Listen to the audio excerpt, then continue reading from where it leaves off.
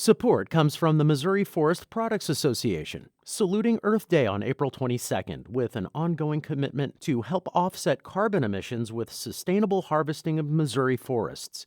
Details at choosewood.com. It's Tuesday, August 30th. This is The Gateway. I'm Wayne Pratt. Advocates for homeless people say a Missouri law that makes living on state-owned property illegal will perpetuate homelessness. They say the St. Louis region needs more affordable housing. Housing is the only thing that's really going to end homelessness. Housing with case management, housing with supportive services. That's what's needed. Gateway 180 Shelter Executive Director Kathy Connors talks to St. Louis Public Radio's Andrea Henderson about the need for more affordable housing in just a few minutes. St. Louis is preparing to resettle more refugees from Afghanistan and other countries. As St. Louis Public Radio's Chad Davis reports, International Institute leaders say residents throughout the region are committed to helping people from around the world. Officials with the U.S. State and Health and Human Service Departments and the International Nonprofit Immigrant Organization met with International Institute leaders Monday. The institute has resettled more than 600 Afghans in the last year. About 380 are still waiting in Albania for U.S. visas to St. Louis. Areo Benson is president and CEO of the International Institute. He says it works with a coalition of community organizations and volunteers to help refugees. We are able to match with families as they arrive to fill the gaps that will exist to meet the needs as families arrive this community. State Department leaders say more than 80,000 Afghan refugees have arrived in the U.S. I'm Chad Davis, St. Louis Public Radio. Missouri has shut down access to a website allowing residents to track state contracts. The Post-Dispatch reports Governor Mike Parson's administration says it was forced to take the action after a new law went into effect Sunday. The Personal Privacy Protection Act is designed to keep details private about causes people donate to. A fiscal analysis of the measure, as it moved through the legislature, warned the state would have to pull the plug on the Missouri Buys website. The newspaper reports people seeking the information that had been online will now have to file a Sunshine Law request. St. Louis wants two car companies to take steps to make their vehicles more difficult to steal. As St. Louis Public Radio's Rachel Lippman reports, a letter made public yesterday says officials are threatening a lawsuit if Kia and Hyundai do not act. Many models from the two South Korean car companies are easy to hotwire because they lack a device that prevents the engine from starting unless the right key is present. In a letter sent to the companies earlier this month, the city tells them to take steps to fix the defects within 30 days or face legal action. Interim Public Safety Director Dan Isom says Kias and Hyundais made up nearly 80% of the vehicle thefts or attempted thefts reported in the first 2 weeks of August. Addressing these thefts and subsequent acts of crime is consuming police time and resources. The letter says the city will likely surpass its 2021 total for vehicle thefts by the end of August because of the high number of Kias and Hyundais being stolen. I'm Rachel Lippman, St. Louis Public Radio. The U.S. Department of Agriculture is investing millions of dollars in helping what it calls underserved producers. The announcement comes on the heels of Congress repealing a promise of $4 billion in debt relief for farmers of color. The department is providing funding to career development at institutions such as historically black colleges and universities. Secretary of Agriculture Tom Vilsack says another $300 million will help minority farmers gain access to farmland and capital. We think that there's a lot of innovative solutions out there that can be tapped and need to be tapped. And in doing so, we think we can identify ways in which our programs can be improved in the future. The funding comes from the American Rescue Plan Act. Illinois is suing Monsanto over the production of hazardous chemicals known as PCBs. They've been banned since 1979, but many of the chemicals were made by Monsanto at the company's operation in Sauget. The lawsuit by Illinois Attorney General Kwame Raoul alleges the company knew about the dangers of PCBs but publicly denied knowing about the risks to humans and the environment. The legal filing seeks compensation for the damage to natural resources in the Sauget area. A similar lawsuit was filed this month in New Jersey. A Bear spokesperson told the Philadelphia Inquirer the company was reviewing the case but believed it was without merit, and the company should not be responsible for the cost of cleaning up the contamination.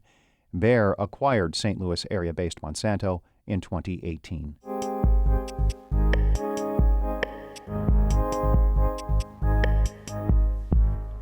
People in the St. Louis region are becoming homeless, partly because they lost jobs during the pandemic or they can't afford rent. Advocates say there are not enough shelters or affordable housing to meet demand, and a new Missouri law will make living on state-owned property illegal as of January 1st. St. Louis Public Radio's Andrea Henderson asked Gateway 180 Shelter Executive Director Kathy Connors how the new law affects local governments and people experiencing homelessness.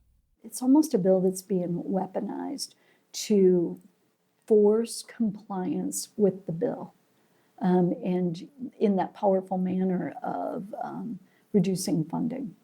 And, to see so many collaborations, see so many strong agencies and resources that will be potentially negatively impacted by this, it's devastating for the agency, but it's very much devastating for that individual who is in need of these resources. It's going to perpetuate homelessness. One of the bill sponsors said that it's not going to criminalize people for being homeless, although many advocates feel that it will. But what typically happens when officers interact with people who live or camp on the streets? So I don't know that we will see as much of a negative at in the city of St. Louis, but as you have the requirement for individuals not to be on the street, it's going to become more of a challenge, and that's going to be difficult. That's when you have individuals who are stepping in to solve an immediate need. That's when they're stressed with maybe a lack of support or a lack of solutions. And I think that's when we're going to see maybe no other option other than to detain somebody. It may cause a ripple effect, right? I know some folks who are homeless, they have felonies on their records, and then it makes it more difficult for them to get affordable housing or rent from landlords, right? It does. It absolutely does. And it also creates a difficulty for employment purposes. So that record, that misdemeanor, is going to be a barrier. And from the law, it seems like the state lawmakers want to get people off the streets and into housing immediately. But the issue lies where there is not enough housing. So how do you see this law being enforced by local governments if we don't even have enough housing to support that? I see it as being a large conflict. It's hard not to look at this bill and see it as being an optics move.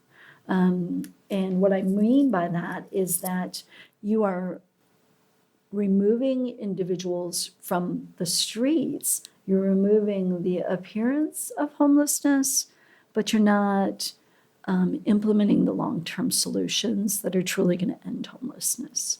And what are some of those solutions that you think that cities and counties need to do in order to solve homelessness? Yeah, more investment in housing that is supported. So housing that comes with case management, as well as, the connection to other community resources, whether that's mental health services, medical health services. The other thing that I would have to say is there's a need for day services that would allow individuals a place to get on the computer and check your email if you've made a job application or a housing application, a place to take a shower, wash your clothes, just someplace to regroup if you don't have that space that's available to you at night, and if basically you are being swept up off the streets, which is what it feels like. That was Gateway 180 Executive Director Kathy Connors speaking with St. Louis Public Radio's Andrea Henderson. Our David Casares edited that report. Before wrapping up today, another historic night on the baseball diamond for a future Cardinals Hall of Famer. Albert lifts it in the air, out to deep right, at the wall, gone! 694 on an opposite field home run, and it's history. The 450th different pitcher that Albert is homered against. Yes, another home run for Albert Pujols, but this one is different. As we heard in that audio, he has now hit a home run off 450 different major league pitchers. That's a record. Pujols is retiring at the end of the year. By the way, the Cardinals won yesterday's game in Cincinnati. Our thanks to Bally Sports, Cardinals.com, and Major League Baseball for that audio. The Gateway is a production of St. Louis Public Radio, a listener-supported service of the University of Missouri St. Louis. Music by Ryan McNeely of Adult Fur. I'm Wayne Pratt. Have a great day.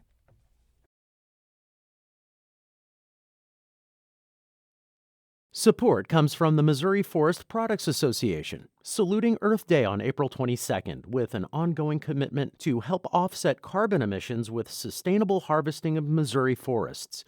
Details at choosewood.com.